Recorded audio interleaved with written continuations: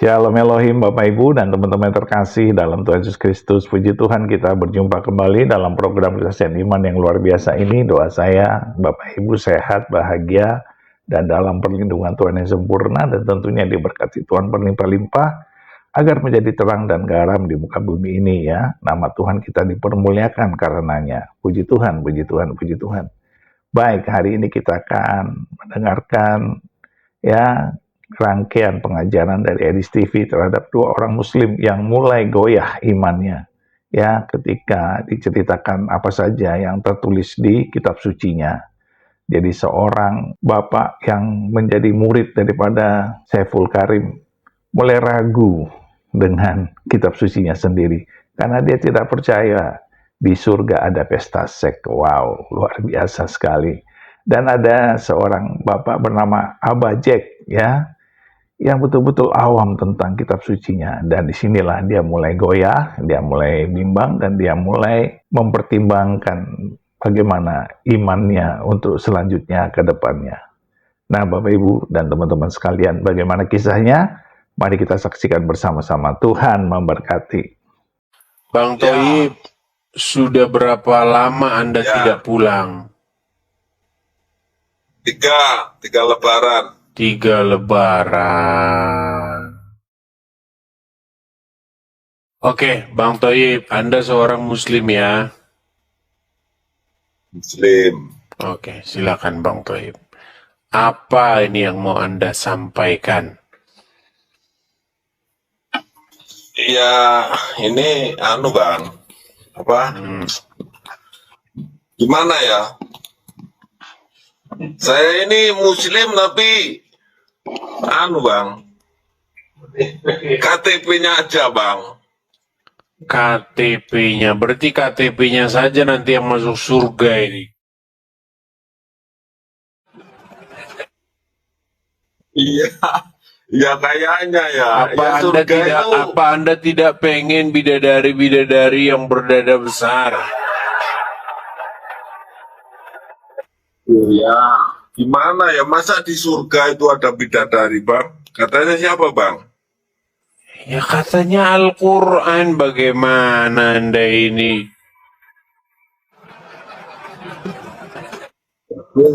Tapi ya, masa di sana itu ada kayak gitu, Bang?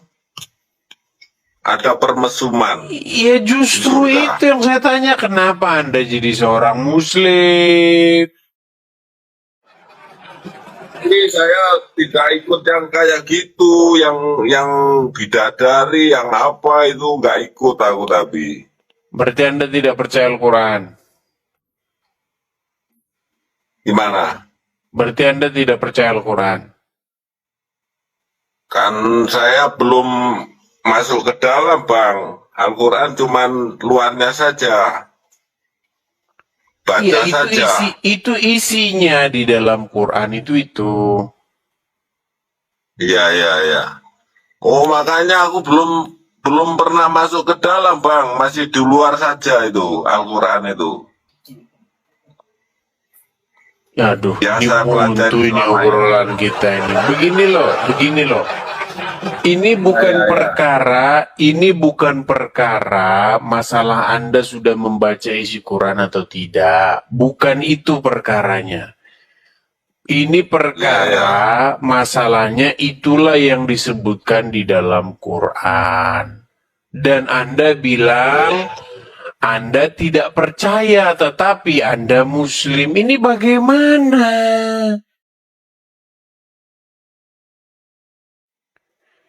Gini, ya gimana? bisa nggak dikatakan seorang itu Islam tapi nggak percaya Al-Quran?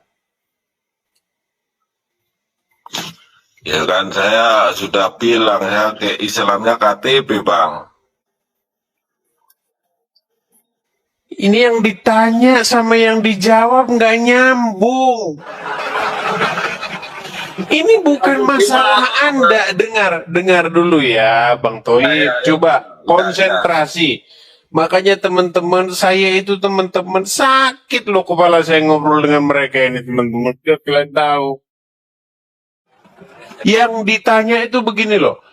bisakah Ya, ya. seseorang menjadi seorang muslim tetapi di detik yang sama dia tidak percaya Al-Quran?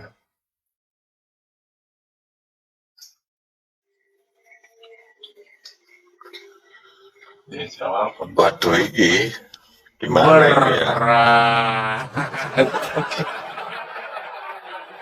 Tentu tidak bisa, Bang.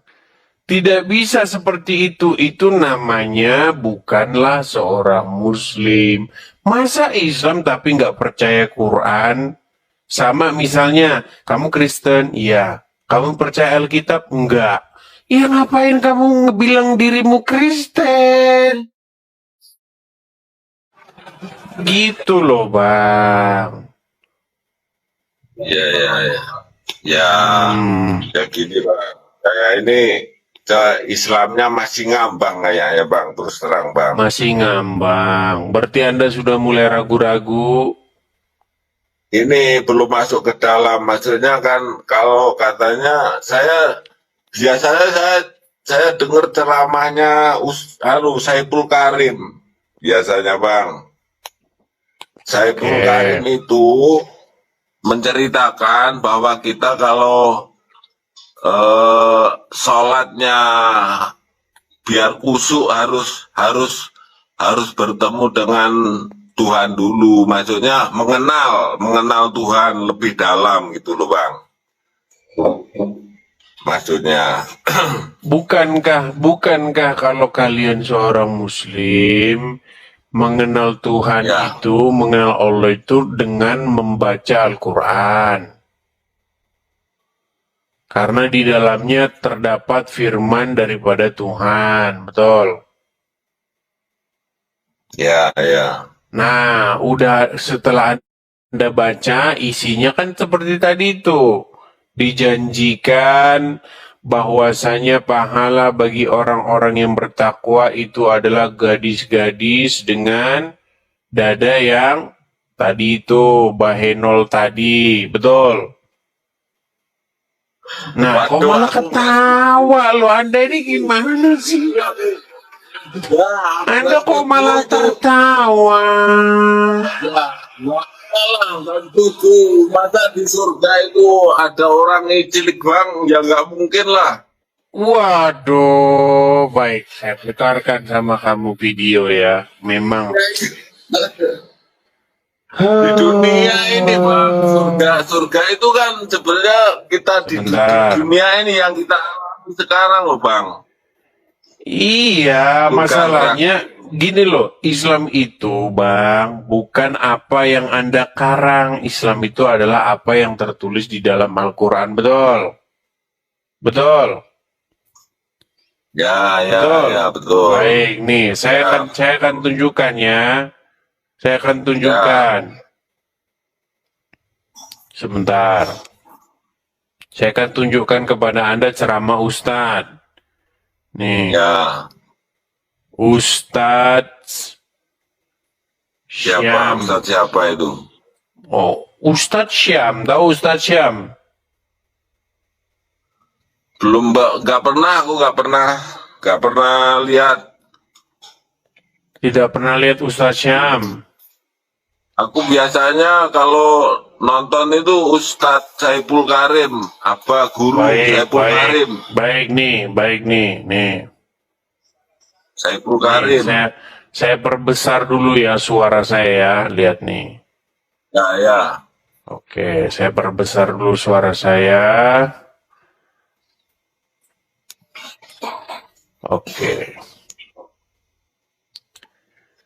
Nih saya balikin dulu ya, karena kita sekarang sudah punya layar besar nih. Oke. Oke ya, kita tampilkan di layar sini. Mana ini? Ah, kelihatan? Aduh, mana? Aku tegang enggak? Iya, iya. Kok hilang nggak mau? Ah, kelihatan? Kelihatan ini?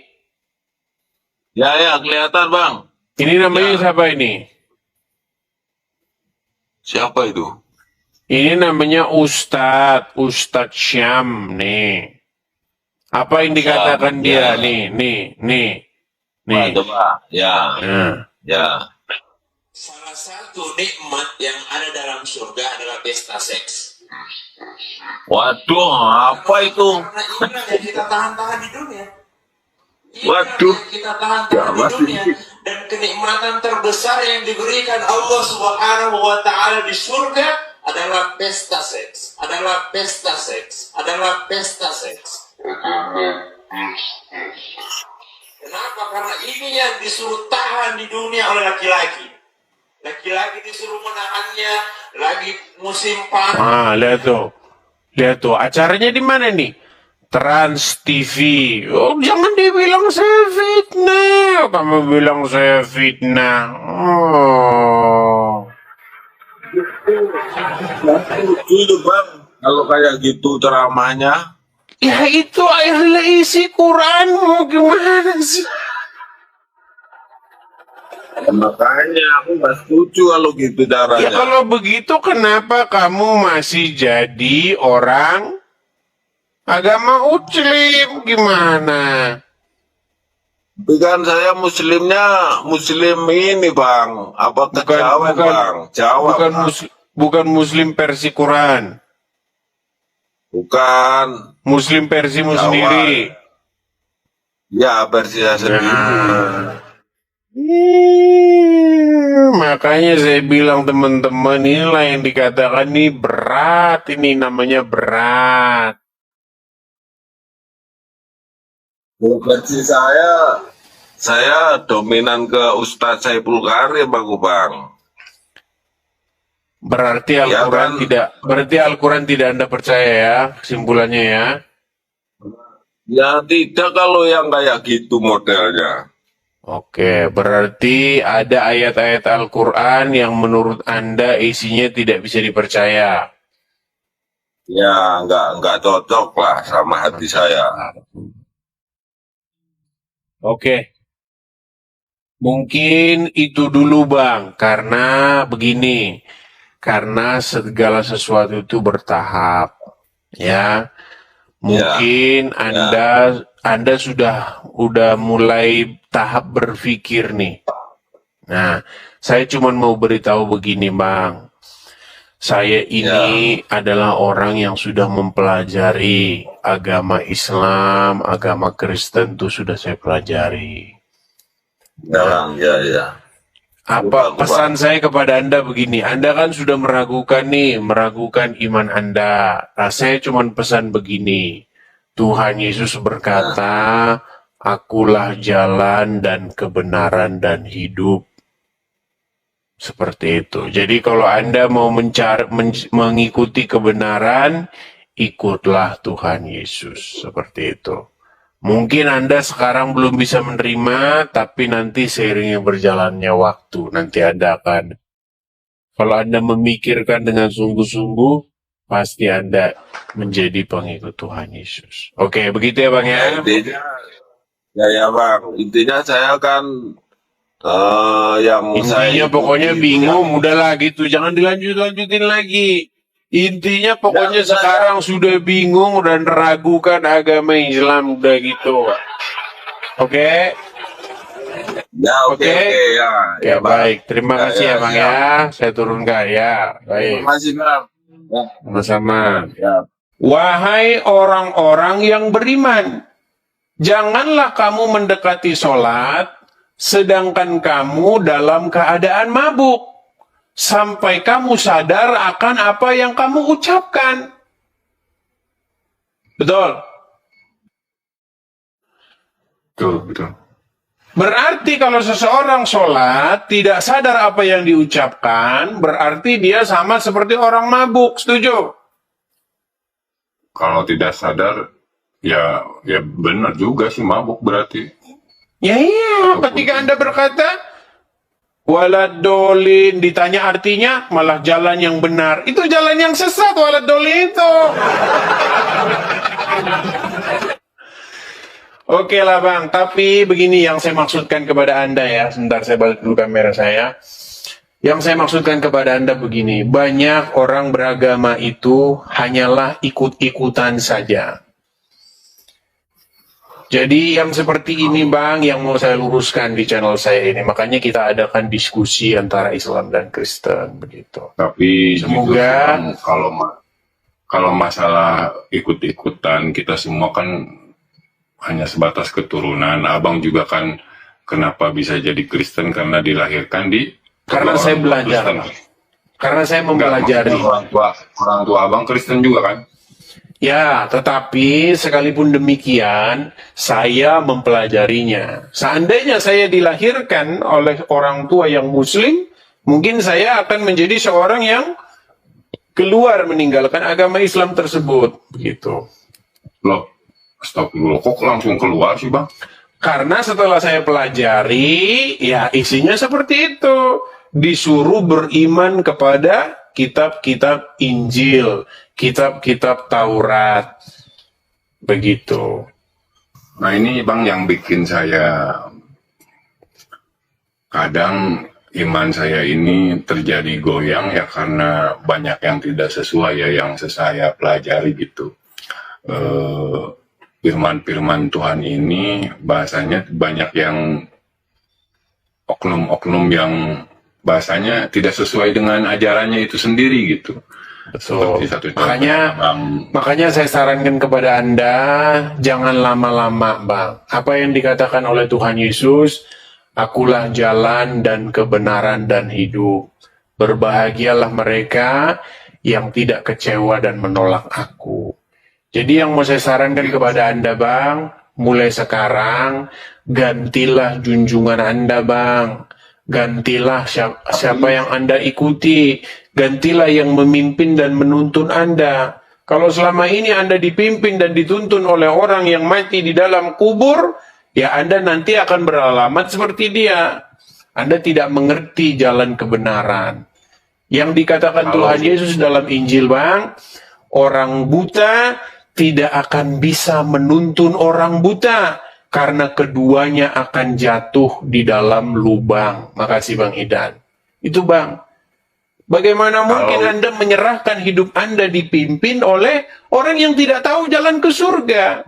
Bagaimana mungkin Anda menyerahkan hidup Anda dipimpin oleh orang yang reputasinya tidak baik? Gitu. Maaf ya bang ya. Maaf, aku mau bertanya sama abang. Di keyakinan abang adakah versi neraka bang? Iya, neraka di dalam bahasa aslinya itu Bang disebut sebagai di dalam bahasa aslinya itu Gehenna. Gehenna itu kemudian diambil oleh Al-Quran menjadi Jahannam. Aslinya itu bahasa Yunani Bang, Gehenna. Gehenna. Begitu. Misalkan nih ada umat-umat yang memeluk agama seperti abang lah, contohnya mengimani Yesus ya. Terus apa yang menyebabkan mereka ke surga dan apa yang menyebabkan mereka ke neraka? Gitu. Misalkan. Yang menyebabkan mereka ke neraka, yang menyebabkan mereka ke surga itu karena mereka hidup kudus.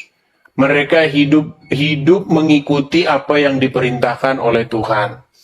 Apa yang membuat mereka ke surga, Bang? Karena hidup mereka selama di dunia, mereka menjadikan Yesus sebagai Tuhannya. Menjadikan Yesus sebagai Raja yang menguasai dia. Begitu. Nah, sementara orang-orang yang masuk neraka, itu adalah orang-orang yang selama hidupnya tidak menjadikan Yesus sebagai Tuhannya, tetapi menjadikan setan sebagai Tuhannya. Sehingga hidupnya itu dikendalikan, dikuasai, dikontrol oleh setan. Jadi yang merajai di dalam hidupnya itu adalah setan. Oke, itu untuk ranah segi keyakinannya.